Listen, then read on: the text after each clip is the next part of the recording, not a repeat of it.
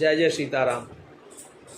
क्या आपके अपने जानने वालों में से कोई व्यक्ति ऐसा है, कोई महान भाव ऐसे हैं जो आपको खाना शब्द से परहेज करने के लिए बोलते हैं, जो ऐसा बोलते हैं जैसे उनके सामने यदि ऐसा बोल दिया जाए कि चलिए खाना खा लीजिए तो बुरा मान जाते हैं, खाना बन गया है ऐसा बोल दिया जाए तो उनको बुरा लगता है, ऐतराज़ जताते हैं।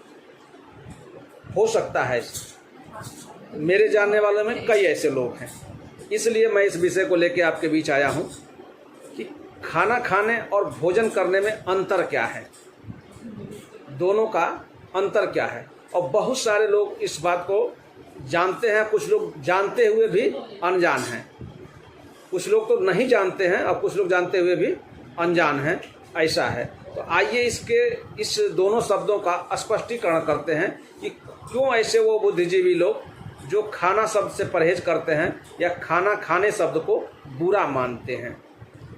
अब इन दोनों शब्दों को वाक्यों में प्रयोग करके बातचीत के जो हमारे शब्द होते हैं, जो बातचीत जिन वाक्यों के द्वारा करते हैं, उन वाक्यों में इन शब्दों का प्रयोग करके उनके अर्थों को समझने की कोशिश करते हैं।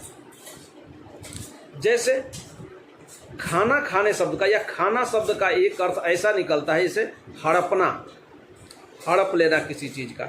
जैसे किसी चीज़ को कोई व्यक्ति बोल सकता है, वाक्य में प्रयोग यदि हम करते हैं कि वह मेरा ज़मीन खा गया, इस शब्द को आप ऐसे नहीं बोल सकते कि वो मेरा ज़मीन भोजन कर गया, वो मेरा पैसा खा गया। आप इसको नहीं बोल सकते कि वो मेरा ज़मीन, वो मेरा पैसा भोजन कर गया। कोई व्यक्ति, कोई अधिकारी अपने कर्मचारी को गुस्से में बोलता है, या कोई व्यक्ति आम जनता ही किसी कर्मचारी को बोल लेता है गुस्से में कि मैं तुम्हारी नौकरी खा जाऊंगा, ऐसा नहीं बोलता कि मैं तुम्हारी नौकरी भोजन कर जाऊंगा। अर्थात यह जो खाना शब्द है कहीं ना कहीं इसका गलत अर्थ निकलता है और कुछ लोग इसको दूसरे अर्थ में भी लेते हैं। जैसे एक हमारे परिचित में थे जिनको खाना शब्द बोलता था तो वो खाना पैखाना जोड़ लेते थे उसमें।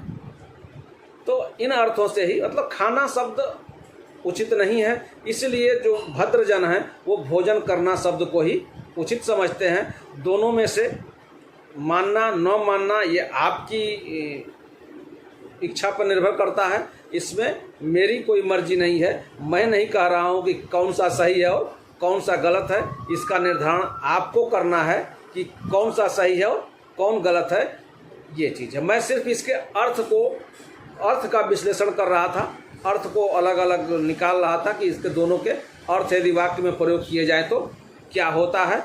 अच्छा बुरा कहने का अधिकार आपको है, पूरी तरह से आप स्वतंत्र हैं। क्या मानते हैं क्या नहीं मानते हैं या पूरी तरह से आपकी इच्छा पर निर्भर करता है। जय श्री राम।